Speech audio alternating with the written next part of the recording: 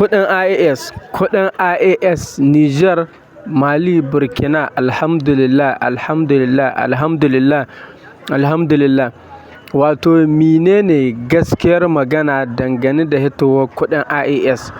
Domin kwanan ga na ga ana ta yaɗa farfaganda, mutane suna ta maganganu dangane da maganar kuɗin IAS. To magana ta gaskiya, ni dai har yanzu ban ga wani cikakken labari dangane da daga gwamnati ba. Wato taron da aka ce za a yi a ƙasar Mali, wato shine dai muka samu sanarwar shi.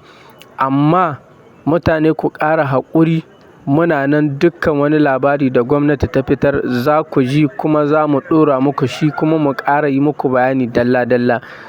Mu dai addu'ar da muke yi, ku dai kwantar da hankali, a ci gaba da yi ma waɗannan ƙasashen addu'a. Insha Allahu duk wani sahihin labari in ya zo za ku samu, wato a kafar Dual Citizen, a wannan TikTok ɗin na Dual Citizen, bi iznillahi.